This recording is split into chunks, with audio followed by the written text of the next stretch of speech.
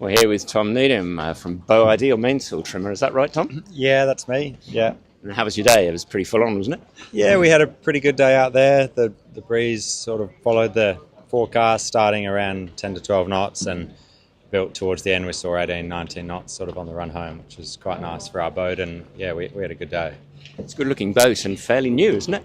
Yeah, it was brand new. 3 months ago, I think it hit the water for the first time. So we've been in cows basically since it launched, sort of getting it ready for this event. This has been the focus for Carl and the whole Beau Geste team. And yeah, it's gone really well. We're happy with how it's performing, and yeah, we're just sort of lucky to have this opportunity to be racing two really fast boats.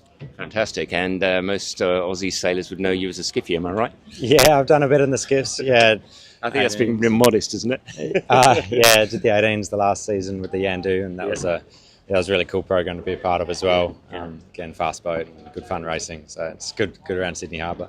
Have you done much racing in this part of the world? No, I was actually born in England, but I never sailed here. Right. I was playing rugby when I lived here, so not until I got to Australia. So it's cool to sail here. The water's a bit colder, but it's the water's colder. There's wind over tide. There's all sorts of weird currents. Yeah, there's plenty of current, but we've had really nice conditions in the last couple of months we've been here. The sun's been out, and today it got cloudy, but yeah, we've had good breeze, and hopefully if the rest of the event stays consistent, I guess, and we just get good conditions. Well done. Well, all right, we'll leave you to it, and we're going to have a wander. I don't know if I can poke my nose under Gavin's and have a chat with him, but thanks, Tom. Catch you later. Worries. Thanks all a right. lot. We're going to wander down here, and I can see Mr. Brady here, and I hope you won't mind if I interrupt him for a moment. G'day, Nathan. How are you? Can you spare me a minute? Yeah, sure. Yeah. How was your day? Tricky day for us. I think there's a lot of traffic out there. The Solent certainly becomes very small with the Division 1 boats. Tide, a bit of a one-way course at times. So and it's really tricky because sometimes you can be very focused on trying to get out of tide, but in doing so you can actually sail out of the wind pressure or the shift. So and there's quite a lot of shift, wasn't there? There's a lot of shift, rain clouds and stuff. So it was a real fine line between sort of going what you would say the sort of the roadmap, or would be a bit more dynamic. So you had to pick your times. And just briefly, you were talking the other day about why this really matters that we have the event back like this. Tell us a bit about that. Yeah, I think it's nice for the owners and teams to actually sail together. Some of the teams like us, of course, have we've got one owner and one team, but in a perfect world, you'd have two different owners. I think from a country point of view, I think it's really good when we see that the owners actually get together and put on the same T-shirt, fly the flag and come. And I think the sport's missed that for the last was it 15, 20 years, whatever it's been. We've been so much, we come to regattas and we're the only boat and you're racing against every other boat. But the team element really brings people together. I also think it changes the atmosphere at the event because it's a team event.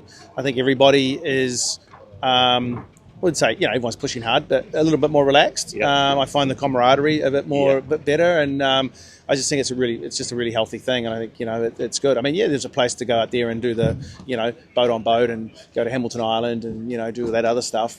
Sure, but I really think it adds a really cool dynamic, and not many sports can do this. The All Blacks can't team up with Fiji and go and take on Tonga and the Wallabies. Imagine if they did. I mean, it would be like a team event, and it's a combined score. It's cool.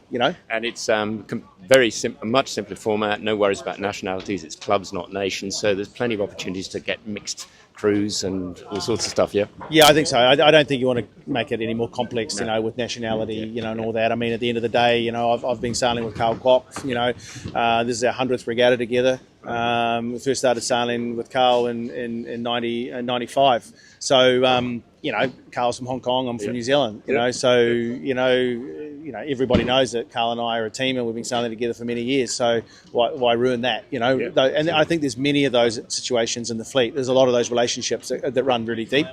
Not just the afterguard guys, but crew members. And if you take that away, I don't think the sport's ready for that change. No. I think it would add an element and you'd lose that team feeling. Absolutely.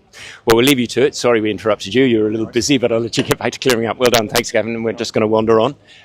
Thought we might just wander a little bit. This is Eric de Turckheim from Teasing Machine, absolute legend of Eric.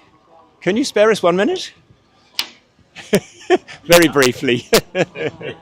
And we're live here, so it's just very quickly. Yep. You were pretty instrumental in bringing back the Admiral's Cup as a member of Rourke and so on. This must be really gratifying for you seeing this again, back here again, yeah? Oh yes, it's absolutely fantastic to see the level of every team here. It's a great event. Yeah, fantastic. I think we've got more Volvo Ocean races here than anywhere else in the world at the moment. Yeah, probably yes. How did you go today?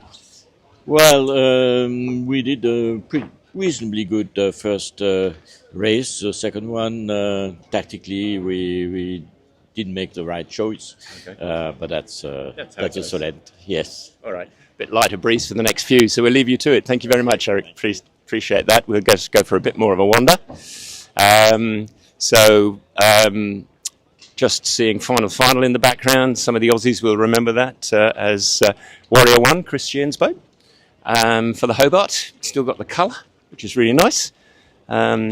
Greetings to you, Chris, from wherever you are in the world at the moment. And then little Amplify on the inside edge there.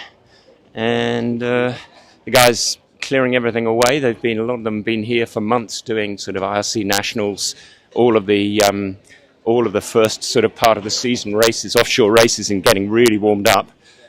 So excuse us if we can just squeeze through here.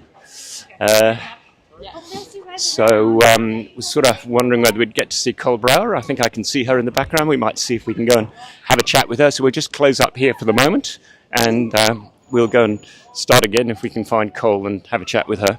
I should say, sadly, this is the saddest bit of the day. We should look at Red Bandit lost her stick today, which is really tough with the event barely started. It was pretty choppy out there, not sure about the cause and everything, but that's always sad to see that. That's half your team gone, and so really the end of the event to a large degree. And you can...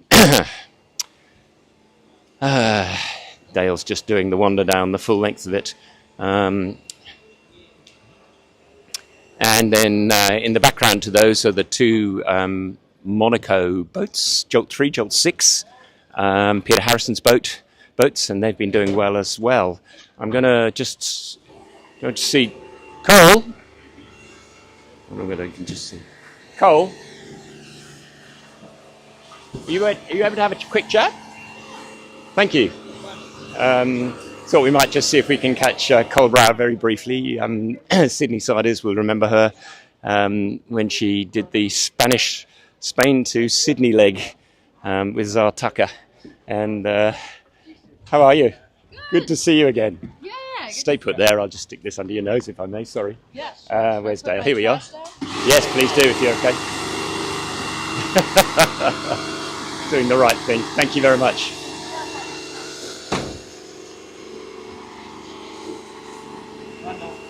There you go, you're going well. Come and just tuck down here and just have a quick chat with us if you will. Very good to see you. Nice to see you. How was your day?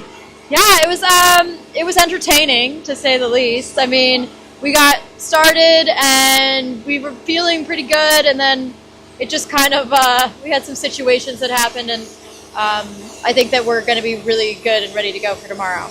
Boat looks fantastic. Yeah. Oh yeah. I mean, both do. Yeah.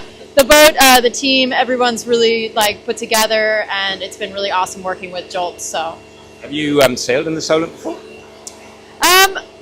Only a couple times actually, but not at this level. Yeah, so this is a much higher level, and I'm super excited to be here. And just very briefly, I'm sure we'll catch up with you during the week. Tell us a bit about your plans for next lot of racing. For this week? Well, no, for beyond this with Boris and Will. With Boris and Will, yeah. So I leave here on the 2nd of August, and I head to the Ocean Race Europe. Right. And then it's about, 2 months of just going around Europe, and I'm super excited. And they're great people to work with and super easy to learn from. So, yeah, I'm really excited. All right, we'll leave you to it. I'm sure we'll see you during the week, but well done. Have you heard from Zar Tucker at all? What was that? Have you heard from Zar Tucker recently at all? Or not? No, but I wish her all the best, honestly. Good. I see what she's doing, and I think it's awesome. Yeah, that's fantastic. Well, thanks so much, Cole. Catch you later. Cheers, guys. Bye. Righto, well, I think with that we might just wind it up. Thank you very much indeed to all of those people who we interrupted while they were doing important work. Catch you later.